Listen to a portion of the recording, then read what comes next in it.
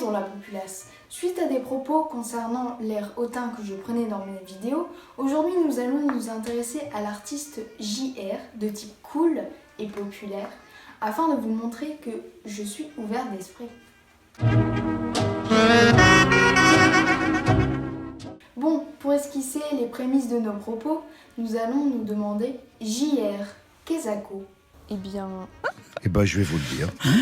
cet acronyme dévoile le prénom de l'artiste aux lunettes Jean René. Le jeune homme des années 80 a d'abord été graffeur de rue, puis photographe et réalisateur. Il est d'ailleurs un proche d'Agnès Varda, décédée récemment. En 2011, JR gagne le prix TED pour son exposé de ses œuvres. Je vous invite d'ailleurs à l'écouter. Le présent lien est dans la description. Oyez, vous les gens, vous aimez juger les autres gens. C'est exactement ce à quoi je me prépare de faire. Il se trouve que JR est un artiste engagé, populaire, humaniste. Sa palette d'art se compose d'happenings, de projets, d'expositions grandioses en plein air, dans l'espace public, choisi par JR dans la volonté d'annuler tout média entre les sujets, nous, et les objets, ses œuvres. À travers ces projets, je distingue deux aspects intéressants. Premièrement, la dénonciation silencieuse, puisqu'il expose des photographies en noir et blanc d'individus lambda, des giants, comme il les appelle. La rupture entre la nuance de gris et le monde qui est coloré traduit le message important qu'il souhaite mettre en valeur. De plus, il est important de souligner la grandeur de ces photos, qui traduit la grandeur et l'importance aussi de s'exprimer. Afin d'illustrer mes propos, je me suis d'ailleurs permise de fouiller un petit peu sur son site jr.net. La première œuvre s'appelle Face to Face et met l'un à côté de l'autre des portraits de deux natifs de pays en conflit, israéliens et palestiniens. L'observateur ne saura pas les identifier. Par la suite, Women Are Heroes montre le visage de femmes sur les toits de favelas, femmes dont un jeune de leur famille a été tué par des habitants du bidonville des Saltimbanques.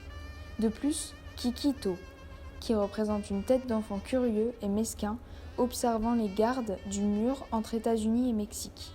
In fine, Omelia Contadina, où des Italiens portent une impression d'agriculteurs ou de voisins pour l'enterrer dans un champ.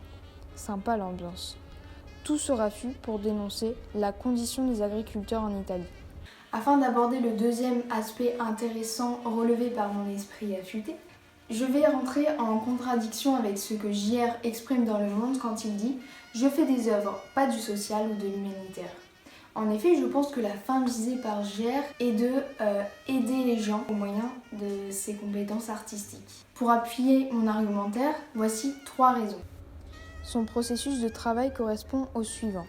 Il voyage, rencontre, identifie un problème souvent qui est social, et propose un projet artistique en collaboration avec la population. Il travaille à favoriser l'accès à l'art aux classes moins aisées, comme il a pu l'entreprendre avec son projet Ballet en banlieue.